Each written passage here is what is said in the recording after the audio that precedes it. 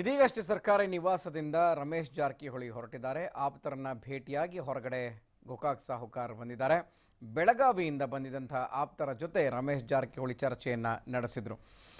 7 minister ಕ್ವಾರ್ಟರ್ಸ್ನಲ್ಲಿ ತಮ್ಮ ಸರ್ಕಾರಿಯ ನಿವಾಸದಲ್ಲಿ ಅವರು ಆಪ್ತರನ್ನ ಭೇಟಿಯಾಗಿದ್ದರು. ಸೊ ನಂತರ ಇದೀಗ ಅಲ್ಲಿಂದ ಹೊರಗಡೆ ಬಂದಿದ್ದಾರೆ.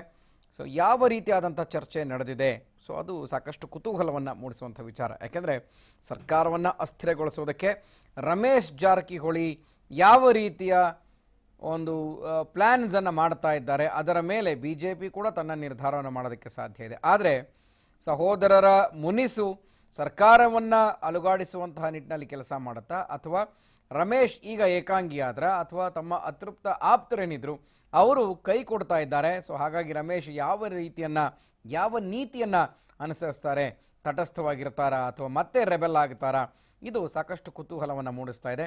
ಸೊ ಆಪ್ತರನ್ನ ಭೇಟಿಯಾಗಿ ಸೀಕ್ರೆಟಾಗಿ ಮಾತುಕತೆಯನ್ನು ನಡೆಸಿ ಇದೀಗ ಗೋಕಾಕ್ ಸಾಹುಕಾರ್ ಹೊರಗಡೆ ಬಂದಿದ್ದಾರೆ. ಸೊ ಒಂದು ಕಡೆ ಈಗಾಗಲೇ ಬೆಳಗಾವಿಯಲ್ಲೂ ಕೂಡ, ಬೆಳಗಾವಿ ಮತ್ತು ಗೋಕಾಕ್ ಅರಭಾವಿ ಆಗಬಹುದು, ಆ ಎಲ್ಲ ವಿಧಾನಸಭಾ ಕ್ಷೇತ್ರಗಳಲ್ಲೂ ಕೂಡ ರಮೇಶ್ ಜಾರಕಿಹೊಳಿಗೆ ಸಾಕಷ್ಟು ಸಪೋರ್ಟ್ ಇದೆ. ಅವರ ಅಭಿಮಾನಿಗಳು, ಬೆಂಬಲಿಗರು ಎಲ್ಲರೂ ಕೂಡ ಸತೀಶ್ ಜಾರಕಿಹೊಳಿ ವಿರುದ್ಧವಾಗಿ ನಿಂತಿದ್ದಾರೆ. ಸೊ ಹಾಗಾಗಿ ಯಾವ ರೀತಿಯ ಮುಂದಿನ ನಿರ್ಧಾರಗಳನ್ನು ತೆಗೆದುಕೊಳ್ತಾರೆ ಕಾದು ನೋಡಬೇಕಾಗಿದೆ. ಇನ್ನು ಸರ್ಕಾರ ಬೀಳಿಸುವಷ್ಟು ಸಂಖ್ಯಾ ಬಲ ರಮೇಶ್ ಜಾರಕಿಹೊಳಿ ಹತ್ರ ಇಲ್ಲ. ಸರ್ಕಾರ ಕೆಡವೋದಕ್ಕೆ 3-4 ಬಾರಿ ಇದೀಗ ಪ್ರಯತ್ನ ಪಟ್ಟರು, ಆಗಲಿಲ್ಲ. ಸರ್ಕಾರ ಉಳಿಸ್ಕೊಳ್ಳೋದಕ್ಕೆ ದೋಸ್ತಿ ಪಕ್ಷಗಳಿಗೂ ಕೂಡ ಶಕ್ತಿ ಇದೆ ಅಂತ ರಮೇಶ್ ಜಾರಕಿಹೊಳಿಗೆ ಸಹೋದರ ಸತೀಶ್ ಜಾರಕಿಹೊಳಿ ಟಾಂಗ್ ಕೊಟ್ಟಿದ್ದಾರೆ. ಬೆಳಗಾವಿಯಲ್ಲಿ ಮಾತನಾಡಿದ ಅವರು, ರಮೇಶ್ ಜಾರಕಿಹೊಳಿ ಖಾಲಿ ಇದ್ದಾನೆ, ಅವನಿಗೆ ಬೇರೆ ಕೆಲಸ ಇಲ್ಲ, ಮುಂಜಾನೆ ಒಂದು ಸಂಜೆ ಒಂದು ಮಾತನಾಡ್ತಾನೆ, ಅವನಿಗೆ ಬದ್ಧತೆ ಇಲ್ಲ ಅಂತ ಕಿಡಿಕಾರಿದ್ದಾರೆ. ಅಲ್ಲದೆ ಅಳಿಯ ಅಂಬಿರಾವ್ಗೆ ಮಹಾರಾಷ್ಟ್ರದ ಗಡಿ ಹಿಂಗ್ಲಜ್ ಕ್ಷೇತ್ರದ ಟಿಕೆಟ್ ಕೊಡಿಸೋದಕ್ಕೆ ರಮೇಶ್ ಜಾರಕಿಹೊಳಿ BJP ಸೇರ್ತಾ ಇದ್ದಾರೆ ಅಂತ ಆರೋಪ ಮಾಡಿದ್ದಾರೆ. ಇಲ್ಲಿ ರಾಜೀನಾಮೆ ಕೊಡ್ತಂತೇಳೇನ, ಅಲ್ಲಿ ಬೆಂಗಳೂರಿಗೆ ಹೋಗಿ ಟರ್ನ್ ನೋಡೋದು ಕೊಡಲ್ಲ ಅಂತೇಳೇನ. ನಿನ್ನೆ ಹೇಳಿದ್ದಲ್ಲ ಯಾವುದೋ ಬದ್ಧತೆ ಇರಲ್ಲ ಅಂತ. ಇನ್ನೇ ನಾವು ಹೇಳಿದ್ವಿ, ಇನ್ನೇನು ಹೇಳ್ಬೇಕಾದ್ರೆ ಅವ್ರ ಬಗ್ಗೆ ನಮ್ಮಾಗಿದ್ದು ಹೈಕಮಾಂಡ್ ಇದೆ, ರಾಜ್ಯಾಧ್ಯಕ್ಷರಿದ್ದಾರೆ, ಸಿದ್ದರಾಮಯ್ಯ ಇದ್ದಾರೆ, ಅವ್ರು ಇನ್ನೂ ಹೇಳಬೇಕಾಯ್ತು ಅವನ ಬಗ್ಗೆ. ನಾವು ಎಷ್ಟು ಹೇಳ್ಬೇಕಾಯ್ತು ಅವನ ಬಗ್ಗೆ ಹೇಳಿದ್ವಿ. ಇನ್ನು ದಿವಸ ಅವನ ಬಗ್ಗೆ ಹೇಳಲಿಕ್ಕೆ ನಮಗಂತೂ ಸಮಯ ಇಲ್ಲವೇ ಇಲ್ಲ. ಯಾಕೆ ಇನ್ನು ಕೊಡೋದು ಬಿಡೋದು ನೀನು ಹೇಳಿದೆ, ಅವ್ರಿಗೆ ಬಿಟ್ಟು ವಿಚಾರ, ಯಾವಾಗ ಕೊಡ್ತಾರೆ, ಯಾಕೆ ಕೊಡ್ತಾರೆ ಅನ್ನೋದು ಅವ್ರಿಗೆ ಬಿಟ್ಟು ವಿಚಾರ ಅಂತ ಹೇಳಿದ್ದೀನಿ. ಇನ್ನು ಪದೇ ಅವನ ಬಗ್ಗೆ ಹೇಳೋದ್ರಲ್ಲಿ ಯಾವುದೇ ಅರ್ಥ ಇಲ್ಲ.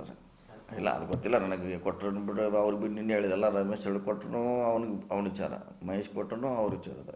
ಅದಕ್ಕೆ ನಾವೇನು ಹೇಳಿಕ್ಕಾಗಲ್ಲ, ಅದು ಗೊತ್ತಿಲ್ಲ. ಆದರೆ ನಮ್ಮ ಸರ್ಕಾರ ಬೆಳೆಸಲಿ ಅಂದ್ರೆ ಸಂಖ್ಯಾಬಲ ಅವ್ರ ಕಡೆ ಇಲ್ಲ. ನಮ್ಮ ಸರ್ಕಾರ ಬೆಳೆಸೋಟ್ಟು ಸಂಖ್ಯಾಬಲ ಅವ್ರ ಕಡೆ ಇಲ್ಲ. 3-4 ಸಾರಿ ಅಟೆಂಪ್ಟ್ ಮಾಡಿದ್ದಾರೆ, ಆಗಿಲ್ಲ. ಈಗೂ ಕೂಡ ಅದನ್ನೇ ಮಾಡ್ತಾರೆ. ರಮೇಶ್ ಜಾರಕಿಹೊಳಿಗೆ ತೊಂದರೆ ಆಗಿದೆ ಅಂತ ಇಡೀ ಬೇರೆಯವ್ರ ತೊಂದರೆ ಆಗಿಲ್ಲ. ಇವನೇನೋ ಇಂಡಿವಿಜುವಲ್ ಪ್ರಾಬ್ಲಮ್ ತೊಂದರೆ, ಬೇರೆಯವ್ರಿಗೇನು ಸಮಸ್ಯೆ. ಹೀಗಾಗಿ ಅವನ್ನೆಲ್ಲ ಹೇಳಿದ್ಕು ಪ್ರತಿದಿನ ನಮಗೆ ಖಂಡಿತವಾಗಿ ರಿಯಾಕ್ಟ್ ಮಾಡಲಿಕ್ಕಾಗಲ್ಲ ಅಂತ ಅವಶ್ಯ ಬಿತ್ತು ಅಂತ ಖಂಡಿತವಾಗಿ ಹೇಳ್ತೀನಿ. ರಮೇಶ್ ಅವರು BJP ಮಾಡೋಂಥವ್ರಿಗೆ ಹೇಳಿ ಬಂದ್ರೆ ಅವ್ರು ಯಾರೂ ಮಾಡಿಲ್ಲ, ಕಾಂಗ್ರೆಸ್ಸೇ ಮಾಡಿದ್ದಾರೆ. ಯಾರ ಬಗ್ಗೆ ನಾವು